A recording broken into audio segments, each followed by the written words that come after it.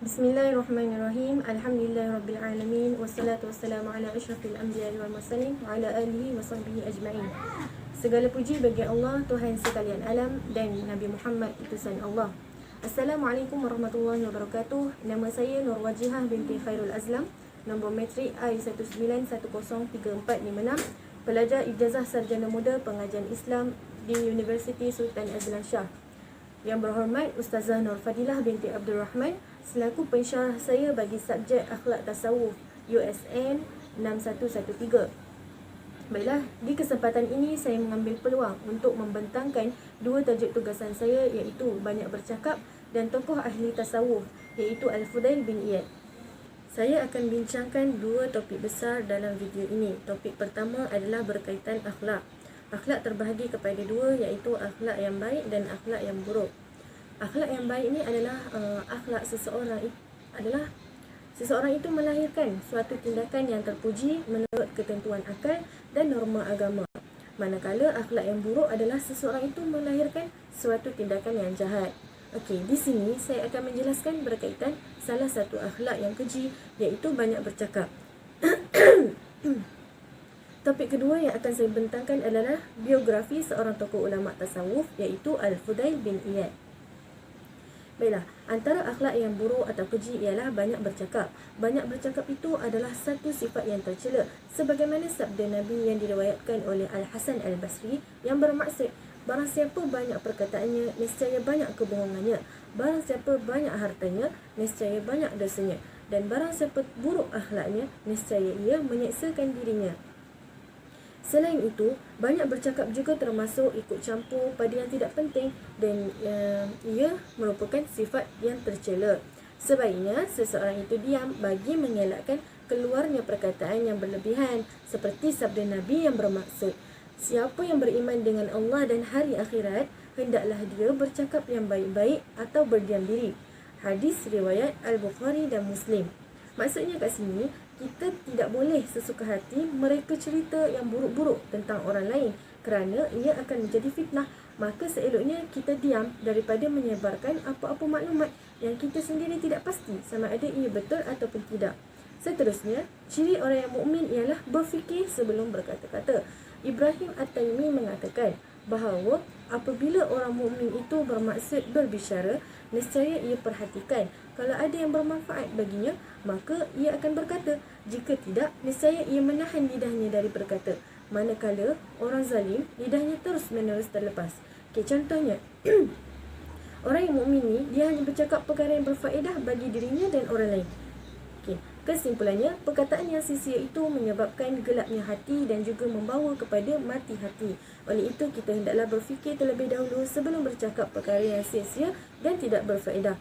Sebaiknya kita gantikan perkataan yang tidak berfaedah itu kepada berzikir, beristighfar, bertahlil, bertahmid, berdoa, berselawat dan sebagainya. Okey, dengan itu kita akan mendapat ganjaran pahala berbanding bercakap perkara yang tidak berfaedah dan mendapat dosa. Pergi kepada topik yang kedua, iaitu tokoh ulama tasawuf yang bernama Fudail bin Iyad. Okey, nama penuh beliau adalah Abu Ali Al-Fudail bin Iyad bin Mas'ud bin Bishrun At-Tamimi Al-Yarbu'i. Beliau lahir di Samarkand pada tahun 107 Hijriah dan membesar di kota Abyud yang terletak di antara daerah Sarfas dan Nasar. Seterusnya, perwatakan peribadi Fudail bin Iyad. Fudail bin Iyad ini ialah dahulunya beliau adalah seorang perompak yang sangat kuat dan ditakuti oleh masyarakat. Beliau selalu merompak rakyat di daerah Abu Wardah dan Sirjis. Selepas bertaubat dari kesalahan lalu, sekarang beliau merupakan ulama terkemuka, zuhud, wara', khauf dan ahli ibadah. Beliau digelar Abid Al-Haramain, iaitu ahli ibadah dua kota suci di Mekah dan Madinah. Dan menurut Sufyan ibnu Uyainah, Fudail ini adalah seorang yang thiqah, iaitu dipercayai. Di sini saya ceritakan sedikit riwayat hidup Fudail bin Iyad. Okey, Fudail bin Iyad ni dahulunya dia pernah terpikat dengan seorang wanita. Lepas tu ketika beliau memanjat sebuah tembok untuk bertemu dengan wanita tersebut, tiba-tiba beliau terdengar seseorang membaca ayat Quran, iaitu surah Al-Hadid ayat 16 yang berbunyi, A'udzu billahi minasy syaithanir rajim. Alam ya'ni lilladzina amanu an takhsha'a qulubuhum li dzikrillah wa ma nazala minal haqqi wa la yakunu kalladzina utul kitaba min qablu فطال عليهم الأمد فقست قلوبهم وكثير منهم فاسقون.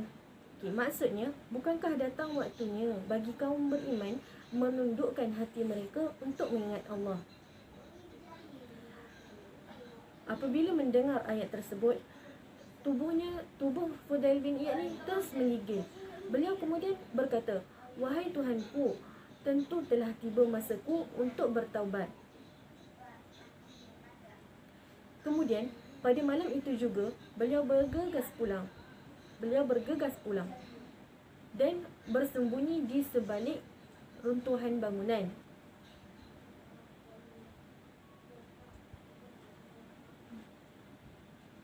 Tiba-tiba datang sekumpulan orang. Seseorang di antara mereka berkata, "Kita teruskan perjalanan." Dan yang lain menjawab, "Ya, kita teruskan perjalanan sehingga pagi, kerana biasanya Fudail akan menghalang kita di jalan ini." Mendengar itu, Fudail merasa sangat bersalah, lalu berkata, "Aku melakukan pelbagai kejahatan, aku melakukan pelbagai jenayah pada malam hari, sehingga sebahagian daripada umat Islam ini takut kepadaku." Lalu dia berkata, "Ya Allah, sesungguhnya aku bertaubat kepadamu."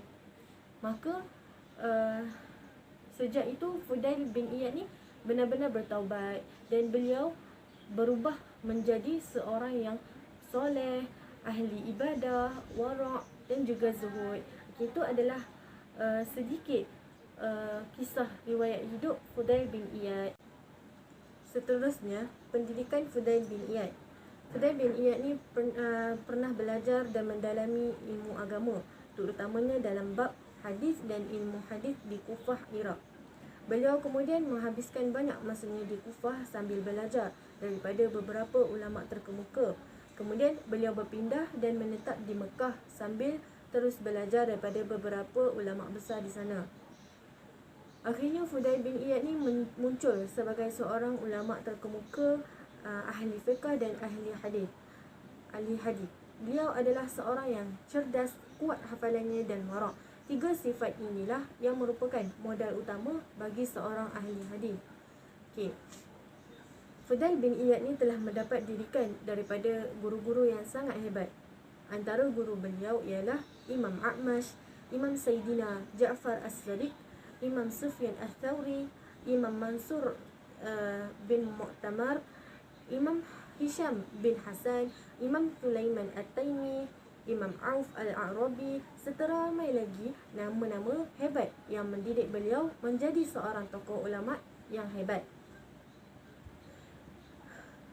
Kesimpulannya, setiap manusia pasti akan melakukan kesalahan dan kesilapan, sama ada ia adalah kesalahan yang besar maupun kecil. Hal ini kerana iman setiap manusia itu sentiasa berubah, iaitu sekejap naik dan sekejap turun.